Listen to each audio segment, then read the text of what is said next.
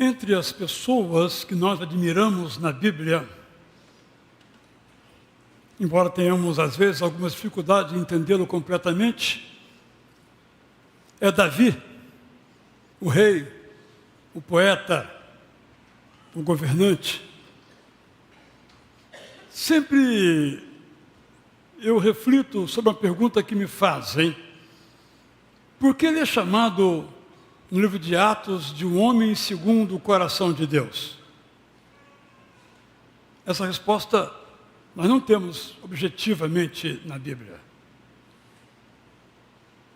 Podemos então imaginar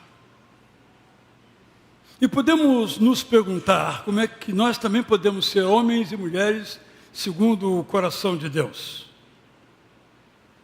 Mas quando nós lemos os Salmos, bem como vemos os Atos de Davi, uma coisa fica muito forte e evidente: o Deus eterno não era um Deus distante.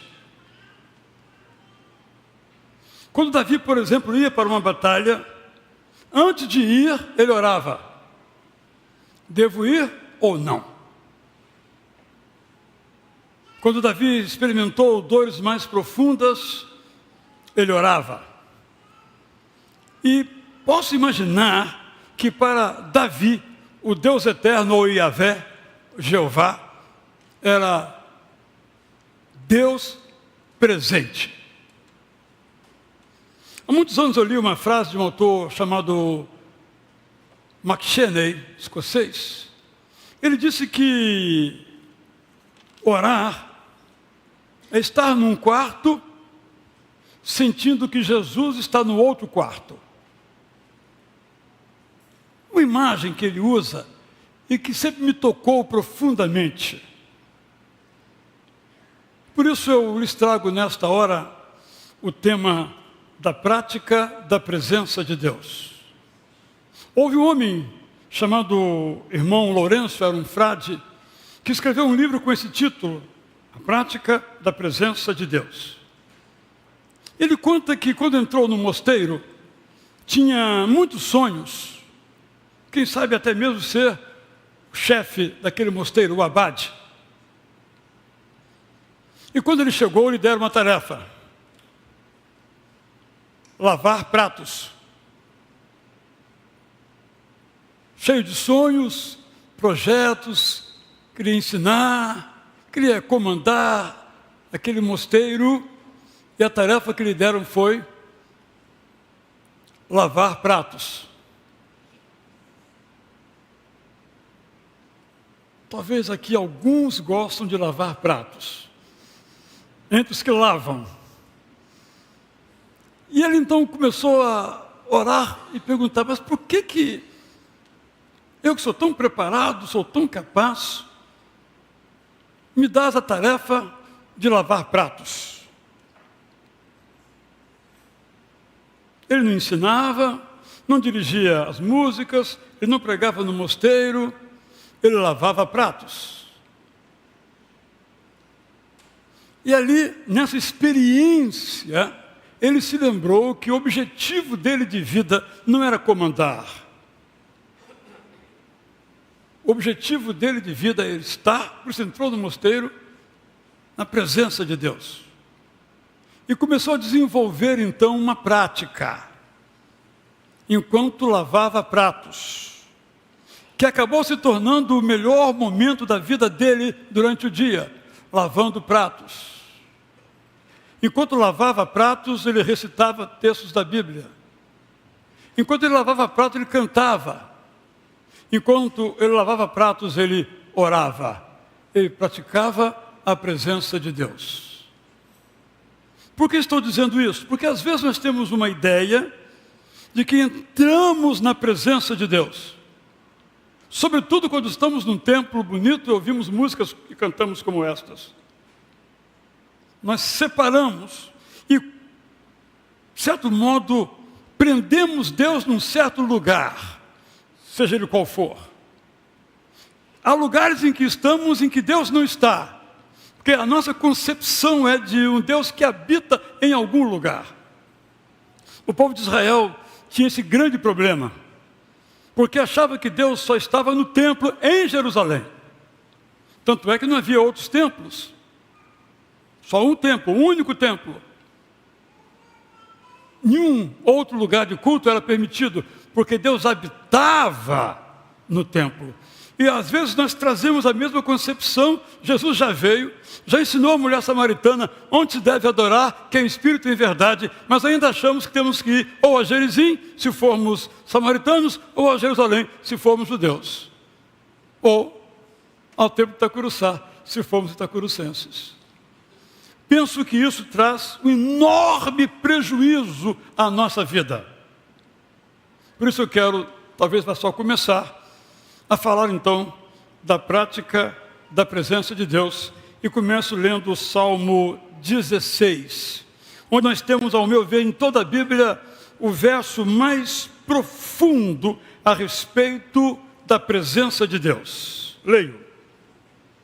Ó Deus eterno, protege-me, pois em ti me refugio. Tu és o meu Deus, tu és tudo que eu tenho. Meu prazer é me sentir na tua presença. Comigo, muitos outros há, que creem como eu creio. É com eles que me reúno e me alegro. Muitos têm a mesma alegria. Muitos não têm a mesma alegria. Vão atrás de deuses falsos e pagam por isso um alto preço. Não faço como eles. Os nomes desses deuses não pronuncio. Nem meus cânticos a essas falsas divindades ofereço. Do Deus eterno recebo tudo o que preciso. Ele é a fonte da minha alegria. Ele me abençoa continuamente. Tudo o que faço dá certo. Não tenho do que reclamar. Quando preciso tomar uma decisão, o Deus eterno me aconselha. Por isso durmo tranquilamente o sono da noite. O Deus eterno está sempre pronto para me ajudar. Ele me cerca com o seu cuidado e por isso prossigo em segurança. Minha alegria é completa, minha alma se encanta e meu corpo todo descansa. Quando eu morrer, não será o meu fim.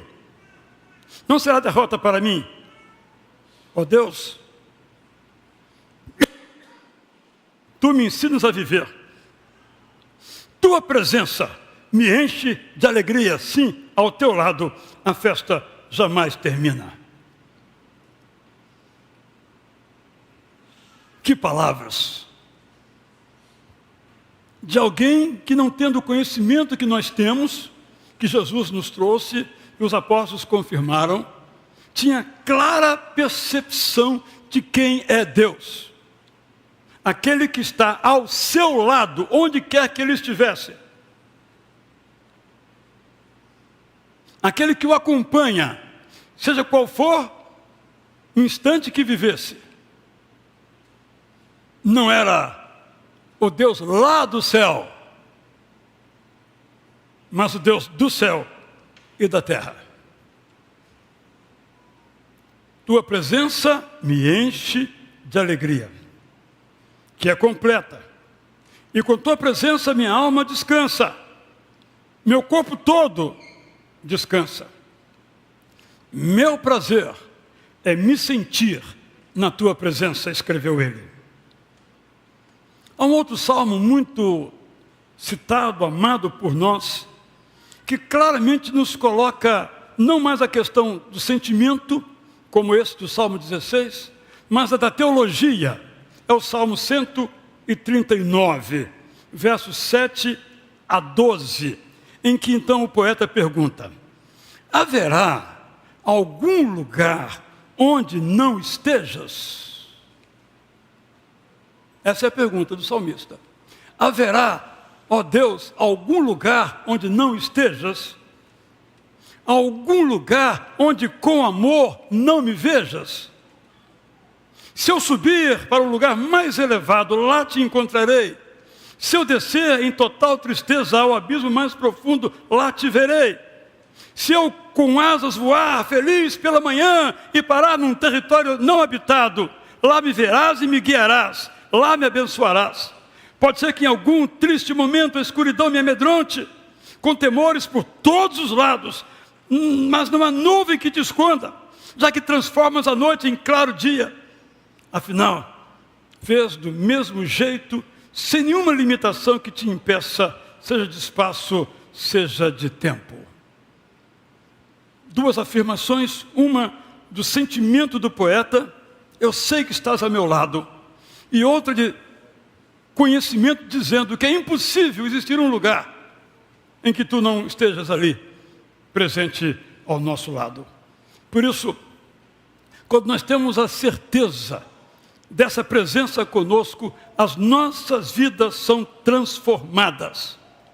A presença de Deus transforma a nossa tendência ao pecado em apaixonados pela santidade. O sentimento da presença de Deus nos faz pecar menos. O ideal seria que nós nunca pecássemos. Mas essa não é a verdade na minha vida. Mas quanto mais eu sinto essa presença ao meu lado, menos eu peco. E aqui nós temos um exemplo que para mim é sempre tocante, eu sempre volto a ele. Porque José, que tinha todas as desculpas para pecar e atender ao convite sedutor da sua patroa, não cedeu. Se Deus estivesse longe, lá no céu, sem se importar com ele, como diz uma música, ele cederia. Mas José tinha plena consciência de que Deus estava ali. E se ele fosse fazer o que aquela mulher faria, ele estaria ao lado. Como é que eu vou fazer uma coisa dessa? Ele diz, como é que eu vou pecar contra Deus? Diz ele.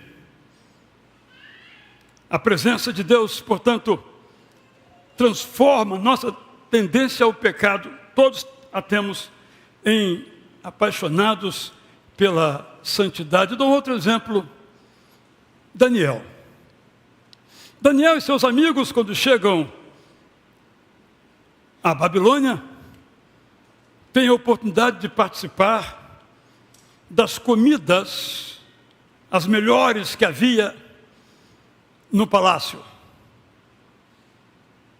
Mas pela certeza da presença de Deus, embora a teologia da época fosse que Deus estava lá em Jerusalém no templo, Daniel não tinha essa concepção, trouxe esse conceito, renovando-o, sabendo que Deus estava com ele. Ele disse, eu não posso comer dessas comidas, porque o meu sucesso não depende de aceitar as propostas da sociedade em que eu vivo, mas o meu sucesso vem da presença de Deus ao meu lado. Quando nós temos essa convicção da presença de Deus, a nossa confiança aumenta. É claro que não temos como medir confiança, mas nós sabemos se estamos confiando mais ou menos. Quando temos convicção da presença de Deus conosco, a nossa segurança aumenta. Nosso medo diminui. A nossa dúvida se esvai. Quando temos a certeza da presença de Deus conosco, a nossa paz transborda e a nossa alegria se multiplica. É claro que esse é o ideal de cada um de nós aqui. Nós enfrentamos obstáculos para sentir, vivenciar esta presença. E um deles é o medo. Às vezes o medo é algo tão poderoso que não conseguimos pensar nada racionalmente. Ele toma conta de tudo. Nem conseguimos ver mesmo Deus presente em nossas vidas, a despeito de nossa história. O medo é pavoroso e tem um poder danoso às nossas vidas. Às vezes também, outro obstáculo é que estamos ocupados demais.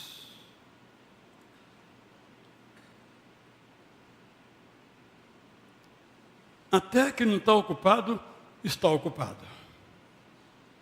Tem muitos que colocam no Instagram sua marca, ocupado. Às vezes alguns estão ocupados. E outros estão ocupados com nada. Ou seja, não estão ocupados para então sentirem essa presença de Deus. É muito conhecida, os irmãos e irmãs já ouviram isso várias vezes, que em diversos momentos do dia, na vida de Jesus, ele sumia. Onde está Jesus? Você viu Pedro? Você viu João? Você viu Mateus? Não. Onde está Jesus? Eles faziam caravanas para procurar Jesus. E algumas dessas vezes, Jesus que era Deus, Jesus que tinha todo o poder, Jesus que sabia de todas as coisas, estava de joelhos, orando ao Pai em algum lugar remoto.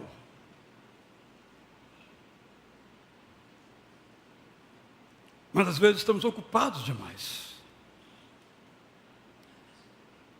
Podemos às vezes também estar em paz com a vida boa que nós levamos no secularismo, na vida comum, no trabalho, no dinheiro que nós temos, nas festas quais participamos, porque nós gostamos de fazer uma dicotomia, uma separação entre o que é sagrado e o que é profano. Quando eu estou na igreja, eu faço uma certa cara, eu canto umas certas músicas. Quando eu não estou na igreja, eu tenho outra cara e canto outras músicas. Como dizer, Deus está na igreja. Quando eu estou na igreja, eu sinto a presença dele. Mas quando eu estou em outros lugares, com outras músicas, com outras atividades, é como se Deus ali não estivesse.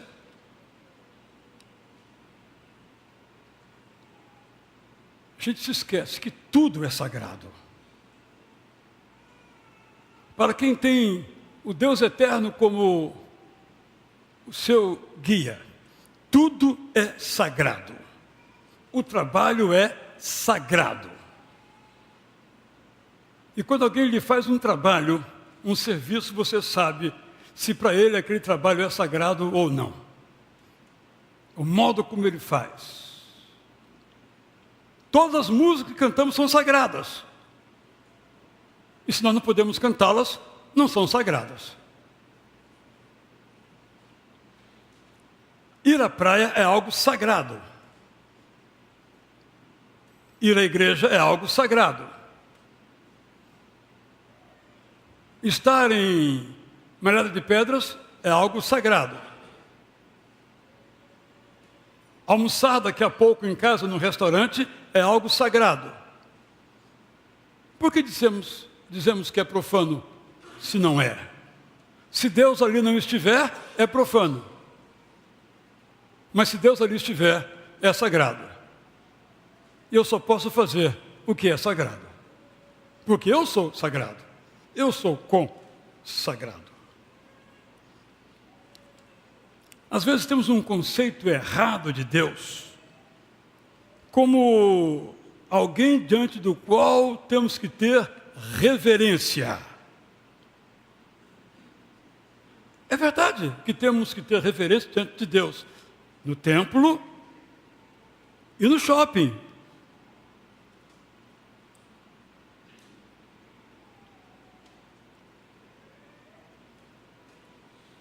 A reverência diante de Deus é parte do nosso modo de nos relacionarmos com Ele. Mas absoluta e completa é a alegria dessa presença. Porque muitas vezes essa ideia de reverência de Deus nos leva a uma atitude de não querer Deus conosco sempre, só no templo em que somos reverentes. Mas na rua, não. Lá somos irreverentes. Mas Deus é um só. Dividimos. Mas Ele é indivisível. A nossa vida é indivisível.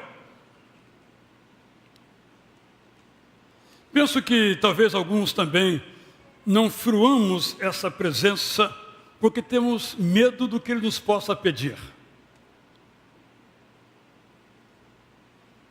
A história de Moisés, a chamada de Moisés, a chamada de Daniel, a chamada de Josué, a chamada de Isaías.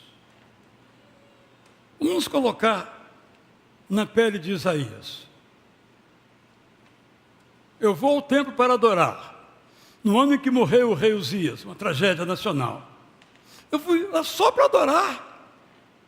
E nessa adoração falar da minha dificuldade, do meu sofrimento, da minha dor. Mas o Deus eterno me aparece. Purifica os meus lábios, purifica a minha vida. E aí ele complica as coisas. Isaías, você está aí? Estou. Então sai e vá. Eu ir? Moisés disse, eu ir. Josué disse, eu ir. Daniel disse, eu ir. Bem, é melhor não ter a consciência da presença de Deus, porque Ele pode nos mandar para algum lugar. Mas está tão bom aqui. Estou com isso dizendo que às vezes nós temos medo de Deus, daquilo que Ele possa nos pedir para fazer, da missão que Ele venha nos conferir. Quero então sugerir alguns passos para que nós possamos sentir esta presença. Primeiro, deseje viver com a consciência de que o Deus eterno está sempre ao seu lado. Diga para si mesmo, não preciso ouvir, eu desejo saber que o Deus eterno está sempre ao meu lado. Você deseja isso? Segundo, organize a sua vida, a sua agenda, os seus horários, para ter um tempo especial com Ele. Para tendo um tempo especial com Ele, poder viver todos os demais tempos do dia. Tivemos aqui em nossa igreja um homem admirável. Já nos deixou o falecimento. Eu o invejava. Não conta para ninguém, não. Mas um dia, sem querer, ele me disse o seguinte: eu acordo cedo lá em casa, somos apenas eu e minha esposa, Maria Helena Rangel, está ali, preparo o café, ela está dormindo ainda, foi o que ele disse, então não me comprometa. Colocava o café, enquanto ela vinha, eu abri o meu caderno, vi os nomes pelos quais eu queria orar naquele dia, abri a minha Bíblia, lia o texto que eu escolhi e orava por aqueles irmãos. Ele começava o dia praticando a presença de Deus. Eu tinha inveja. Eu acho que aqui muitas pessoas também ficaram com inveja agora. Isaac Rangel. Mas é isso, um exemplo bem próximo de nós, que podemos pensar. Claro que nenhum de nós é Isaac Rangel. Não temos que fazer igualzinho a Isaac Rangel. Mas podemos encontrar um tempo, uma oportunidade para estar a sós com Ele. Terceira sugestão. Procure saber o que o Deus eterno pensa. O que Ele pensa? Porque se eu souber o que Ele pensa, eu vou procurar pensar o que Ele pensa. Bem, você já sabe onde eu vou chegar, não é? Leia a Bíblia, nem preciso falar, mas você já ouve todo domingo isso. É onde Deus nos fala. Quarto, converse com o Deus eterno. Vamos ser muito honestos, muito francos. Nós falamos, mas não ouvimos Deus. Às vezes ouvimos, às vezes não ouvimos. Eu digo converse fale com Ele primeiro. A oração não tem que ser aquele momento, agora eu vou orar. A oração é quando você ora. Quando você diz, Senhor, eu acho que eu errei. Esse negócio aí eu fiz errado. Me ajuda a resolver esse problema. Eu te peço perdão e me ajuda a resolver isso. Por exemplo, Na rua não dá para fazer isso, vão chamar a gente de maluca. As pessoas têm muito preconceituosas, estereótipos. Mas vamos conversar, às vezes com a boquinha fechada. Está certo isso que estou fazendo? Não me refiro apenas ao aspecto moral, mas ao aspecto da sabedoria de vida. Esse diálogo. E algum dia ele vai nos falar de um modo ou de outro. Quantas vezes aqui já lhes contei coisas que comigo aconteceram? Eu não sou bom de música. Eu não ouço música. Só na igreja. Não que eu não gosto, não tenho tempo de ouvir música. Na igreja eu ouço todas com muita atenção e canto todas. As músicas todas vocês, quando canto uma nova eu não sei, né? Mas geralmente eu sei todas, todos os coros, todo mundo. Aí eu estou às vezes nessa conversa dizendo, mas meu Deus, como é que eu vou sair dessa situação agora, né? E sigo. Daqui a pouco vem assim, céu, lindo céu. Por quê? Só tem uma resposta. Ele me soprou. Ou outra. E algumas que eu nem consigo completar a frase. Só um pedacinho da linha. Ele respondendo a minha pergunta. Eu dormi e acordei. Essa música na minha cabeça. Que o coro cantou há 3 meses. Não foi domingo passado, não. Ela volta agora. Ou que outro grupo cantou aqui. Converse. Fale. E eu gosto muito, Daniel, ao traduzir Daniel, fiquei muito tocado, mais uma vez, por 2 coisas em Daniel. A primeira é que o anjo que Deus envia chama Daniel de meu amigo. E a segunda é, Daniel, quando você começou a orar, quando começa a orar, ó Deus, tu és tão bom, etc., não pede nada, a gente só exalta a Deus, né? Quando você começou a orar, o Deus eterno me mandou até você. Isso eu acho maravilhoso isso. Eu nem sei o que vou pedir, e Deus já mandou o anjo para me socorrer. Porque Ele sabe o que eu vou pedir. Estou dizendo com isso, então fale. Experimente falar. E por último, participe dos cultos da sua igreja. Não sou daqueles que acham que uma pessoa para ser crente tem que ir à igreja. Mas só acho que é muito mais difícil se ele não for. Já é difícil indo, muito mais difícil será se ele não for. Porque as vozes que a gente ouve, elas acabam se tornando verdadeiras. E algumas palavras que nós ouvimos são totalmente falsas. Então precisamos ouvir. Vocês sabem que a sociedade caminha como se fosse uma boiada, né? Um faz uma coisa, todo mundo faz. Por que todo mundo faz? Porque não pensa. Faz porque todo mundo faz. Mas quem paga o pato não é todo mundo. É quem faz. Eu, cada um de nós. Por isso é muito importante, valioso. Eu também devo dizer isso, tem muitas pessoas hoje que a igreja é o seguinte, se não tiver nenhum batismo para ir, nenhum churrasco para ir, nenhum aniversário para ir, eu vou à igreja. Estou sendo muito franco com os irmãos, é assim que as coisas funcionam. Não com os irmãos, obviamente, tanto é que estão aqui e estarão no domingo que vem também, certo?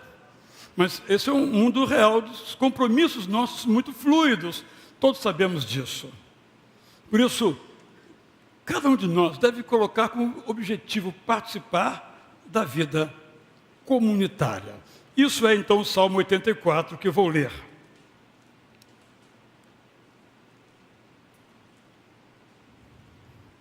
Para mim, ó onipotente Deus eterno, felicidade é me sentir plenamente em tua presença, quando entro na tua casa para te celebrar. Deus vivo, parece que vou explodir. Tanto é a minha emoção, tanto é o meu prazer em tua presença me sentir.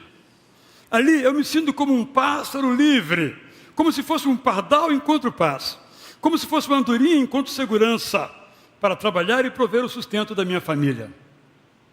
Felizes são os que estão sempre em tua casa, para sempre cantar em tua homenagem. Felizes são os que estão seguros em ti e procuram viver segundo os teus mandamentos.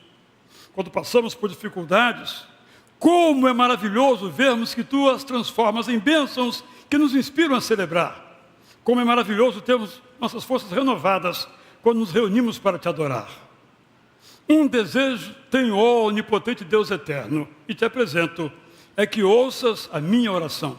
Ouve, ó Deus que nos proteges, a oração que eu, por ti querido, agora faço como meu pedido. O melhor lugar do mundo é o lugar em que me reúno e canto para ti. Entre todos os lugares, ele é o meu preferido. É ali que quero estar, pois é ali que vejo a tua luz e teu poder e contemplo tua graça e tua beleza. Ali aprendo que devo viver corretamente. Ali a tua bênção é derramada sobre mim. Ó onipotente Deus eterno, feliz é quem confia em ti. Eu termino então com um poema que escrevi nesse instante da preparação dessa mensagem. Já citei aqui várias vezes também que oração para mim é de joelho. Aprendi isso com meu pai. Oração é de joelho. Claro que ele se referia ali a oração individual, mas também a oração coletiva. Fiquei aqui na dúvida, quando fiz aquela oração, se me ajoelhava ou não. Disse, não, hoje eu não vou me ajoelhar. Mas acho que eu errei. Eu devia ter me ajoelhado. Então eu escrevi assim. Quando me ajoelho diante do Deus eterno para orar, é para sem reservas a Ele me entregar. Mesmo que não precise de nada, quero ter a cada dia minha alma iluminada por uma presença capaz de me fazer confiar. Quando me ajoelho diante do Deus eterno para orar, é para agradecer o que dele recebi. Ele sempre age bondosamente assim, porque o seu prazer é me alegrar, dando-me até o que não lhe pedi. Quando me ajoelho diante do Deus eterno para orar, é para ser lembrado dos meus pecados e perdão rogar. A minha natureza me puxa para a isca mortal do pecado morder, mas a presença de Deus me chama e me segura para permanecer no caminho do qual nunca vou me arrepender.